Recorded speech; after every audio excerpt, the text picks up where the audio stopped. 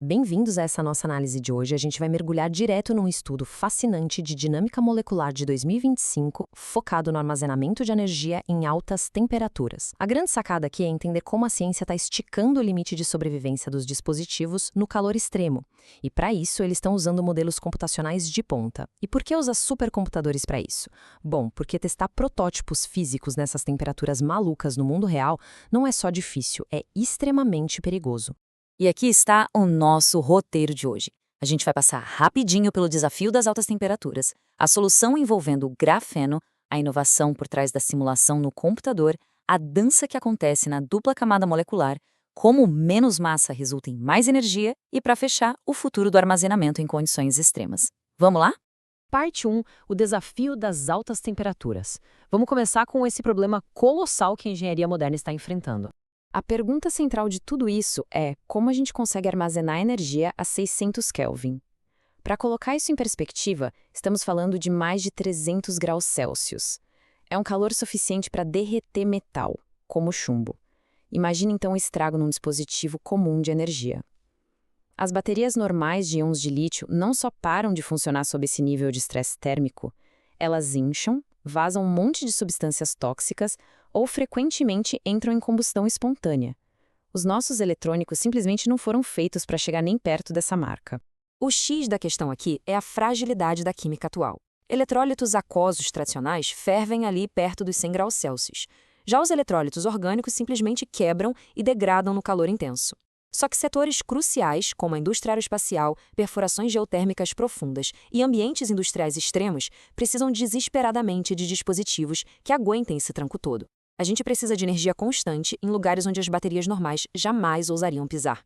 Parte 2. A solução com grafeno e MnIM-BF4. Para sobreviver a esse calor absurdo, a pesquisa focou em dois materiais que são super resilientes. Mas antes de olhar para esses materiais, a gente precisa entender muito bem a dupla camada elétrica. Vamos imaginar a seguinte cena, um show de rock lotadíssimo.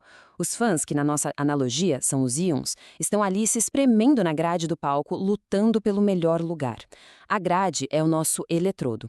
Essa organização quase fanática de íons positivos e negativos nessa interface é exatamente o mecanismo invisível responsável por armazenar a energia eletrostática dentro de um supercapacitor. Isso nos leva aos grandes astros dessa solução. De um lado, nós temos os eletrodos de grafeno. Eles são incrivelmente famosos por terem uma gigantesca área de superfície e uma estabilidade estrutural que é fora do comum. Do outro, o líquido iônico, conhecido tecnicamente como MnBF4.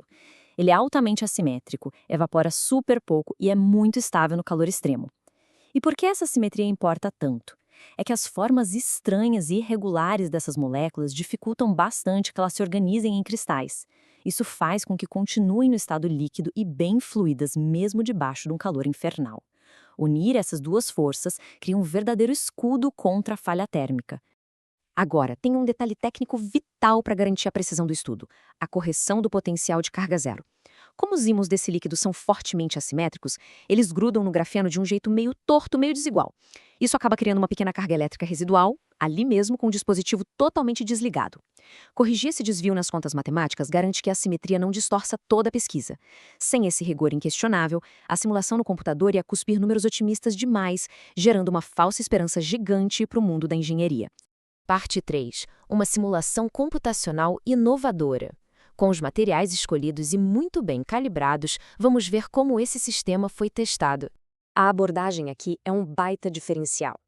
Nas simulações computacionais convencionais, normalmente se mantém o número de íons fixo e só se aumenta a temperatura digitalmente, ignorando completamente uma regra básica de que líquidos físicos expandem quando são aquecidos. Em vez de cometer esse mesmo erro, a simulação realista desse estudo ajustou ativamente a densidade do líquido. Eles foram reduzindo de maneira inteligente os pares de íons daquele espaço confinado à medida que o calor ia subindo. É o realismo científico levado ao extremo. E esses números ilustram perfeitamente um método termodinâmico deles. A 300 Kelvin, que é basicamente a nossa temperatura ambiente confortável, a densidade é bem alta, precisando de 647 pares de íons para preencher tudo. Mas quando a temperatura atinge os brutais 600 Kelvin, o líquido dá uma baita expandida. A densidade despenca e aí apenas 512 pares de íons passam a ocupar o mesmo espaço. Essa é uma representação muito mais fiel e dinâmica de como as coisas funcionam de verdade na física. Parte 4. A dança na dupla camada. Já que a simulação copia o mundo real direitinho, vamos ver a mágica acontecendo em nível molecular. Quebrando aquele velho mito de que o calor intenso destrói na hora a capacidade de armazenamento, olha só que os dados mostram. A capacitância sofre apenas uma queda ínfima, passando de mais ou menos 2,54 microfarads por centímetro quadrado na paz da temperatura ambiente para 2,43 durante aquele pico térmico assustador de 600 kelvins. Vamos lembrar que é um calor que derrete chumbo. Conseguir manter essa estabilidade colossal no meio de uma condição tão severa é uma vitória gigantesca para a ciência de fronteira dos materiais. E o motivo por trás dessa sobrevivência milagrosa é incrível. Óbvio que o calor extremo aumenta pra caramba a agitação térmica, causando um quase caos nas moléculas, mas as forças de atração invisíveis, conhecidas como interações de Van der Waals ou interações de Lennard-Jones, como o estudo prefere chamar, agem como âncoras poderosas e inquebráveis. Elas mantêm esses íons energizados firmemente amarrados ali no grafeno. É graças a essas âncoras que a dupla camada elétrica, em vez de arrebentar inteira, só dá uma relaxada na formação e acaba sobrevivendo intacta e funcional.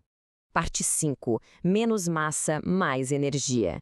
Toda essa ginástica molecular nos traz a uma das descobertas mais inusitadas de toda essa pesquisa. Tem um efeito colateral fantástico rolando por conta dessa expansão térmica. Como a temperatura altíssima faz o líquido iônico expandir super rápido, a gente acaba precisando de uma massa total bem menor de eletrólito para preencher o supercapacitor. E como a capacidade bruta de armazenamento lá não mudou quase nada, a energia útil armazenada calculada por cada grama do material aumenta consideravelmente. A física decidiu caprichar na recompensa.